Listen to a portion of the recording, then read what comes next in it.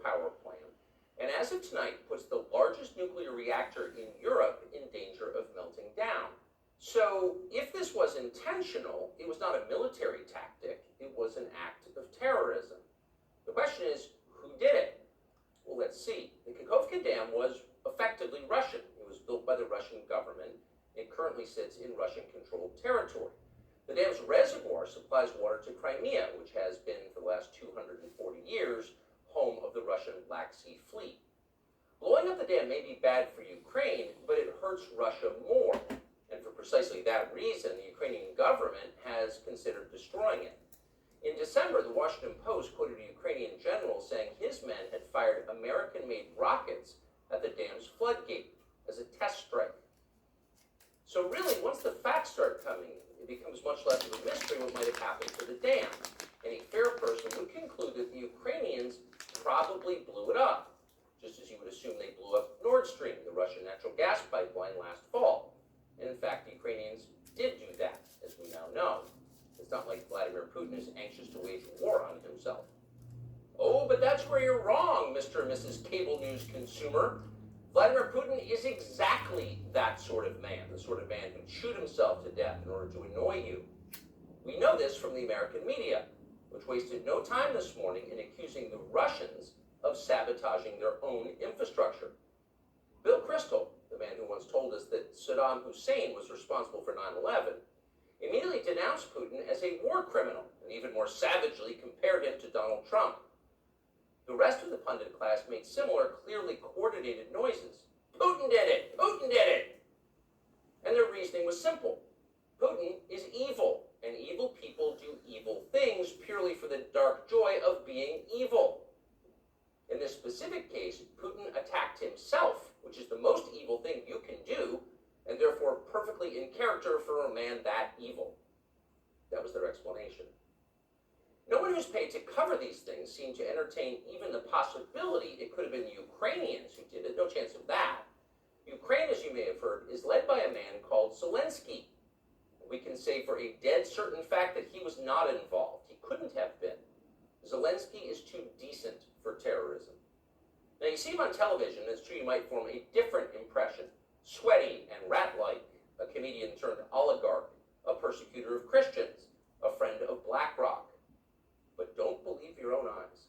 Actually, Mr. Zelensky is a very good man. The best, really. As George W. Bush once noted, he is our generation's Winston Churchill. Of all the people in the world, our shifty, dead-eyed Ukrainian friend in the tracksuit is uniquely incapable of blowing up a dam. He's literally a living saint, a man in whom there is no sin. That's why Lindsey Graham is so attracted to him. They're just two good people, hanging out together and being good. And like all good people, when they meet in person, they spend a lot of time talking about killing people and laughing like friends do. Here's the pair last week. Free or die. Free or die. Now you are free. Yes. And we will be. And the Russians are done. It's the best money we've ever spent. Thank you so much. Now listen. The Russians are dying. It's the best money we've ever spent, Graham says. A smile spreads across his thin, quivering lips as he forms the words. He looks like a starving man contemplating a breakfast buffet. The aroma of death has aroused Lindsey Graham. Thanks so much, replies Zelensky. He feels the same way. See, there's nothing dark here. Just two middle-aged guys celebrating the killing of a population. They don't seem like the kind of people who'd enjoy flooding villages or starting a famine. And in any case, who cares if they are? It's really not your business. Your job is to support Ukraine. Watch Nikki Haley, a Republican candidate for president, explain this principle on CNN. A win for Ukraine is a win for all of us. And for them to sit there and say that this is a territorial dispute, that's just not the case. To say that we should stay neutral, it is in the best interest of America. It's in the best interest of our national security for Ukraine to win. We have to see this through. We have to finish it. See? It's very easy to understand. It is vitally important for you to support Ukraine because it's necessary for Ukraine to be supported by you. Your support is mandatory until it's finished, whatever it is, and whatever that means. So shut up and support Ukraine, or else you're in trouble. Back when they still taught logic, statements like this were known as tautologies. Something is true because it is. The more you repeat it, the truer it becomes. It's a self-reinforcing reality. There was a time when tautologies were considered illegitimate arguments, not to mention hilariously stupid. Only dumb people talk like that. Now everybody in power talks like that. Diversity is our strength. Trans women are women. Zelensky is Churchill. It's all self-evidently true. Doesn't need an explanation, and don't ask questions. Sound familiar? Of course it does. That's the pap they're serving us day after day in steaming, lumpy portions. By this point, it's possible that American citizens are the least informed people in the world. Your average yak herder in Tajikistan knows who blew up the Nord Stream pipeline. It's obvious. Does he think some skinny dude in a dress is actually a girl? Come on. That idea would never occur to him. You've got to be lied to at full volume over a period of years in order to reach conclusions like that. And of course, we have been. The media lie. They do. But mostly they just ignore the stories that matter. What's happened to the hundreds of billions of US dollars we've sent to Ukraine?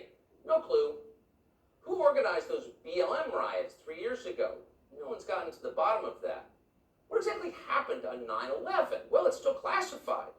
How did Jeffrey Epstein make all that money? How did he die? How about JFK? And so endlessly on. Not only are the media not interested in any of this, they are actively hostile to anybody who is. In journalism, curiosity is the gravest crime. Yesterday, for example, a former Air Force officer who worked for years in military intelligence came forward as a whistleblower to reveal that the U.S. government has physical evidence of crashed non-human-made aircraft, as well as the bodies of the pilots who flew those aircraft. The Pentagon has spent decades studying these otherworldly remains in order to build more technologically advanced weapons systems. Okay, that's what the former intel officer revealed, and it was clear he was telling the truth. In other words, UFOs are actually real, and apparently so is extraterrestrial life. Now we know.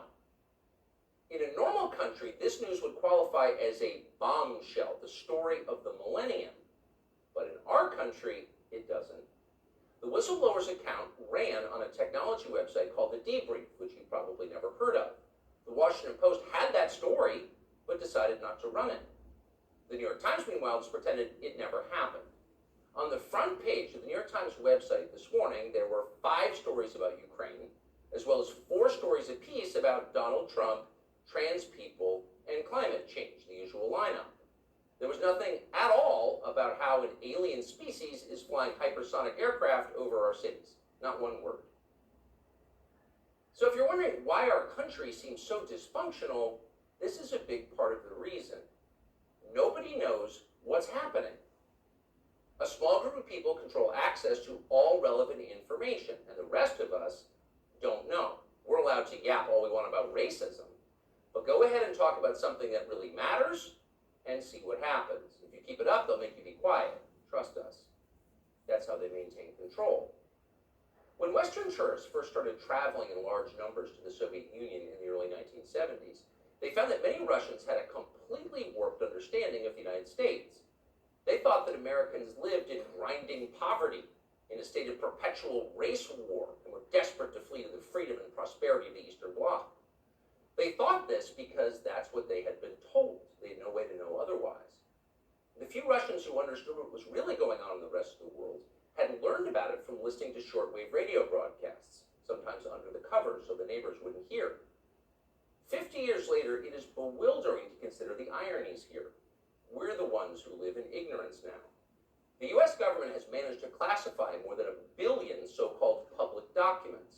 So at this point, we can't possibly know what our leaders are doing. We're not allowed to know. By definition, that is not a democracy. Yet it's fine with the media. Secrecy is a powerful tool of control. Stop asking how we got so rich. Here's another story about racism. Go eat each other. That's the program. That's how most of us now live here in the United States. Manipulated by lies, silenced by taboos. It is unhealthy and is dehumanizing, and we're tired of it. As of today, we've come to Twitter, which we hope will be the shortwave radio under the blankets. We're told there are no gatekeepers here. If that turns out to be false, we'll leave. But in the meantime, we are grateful to be here.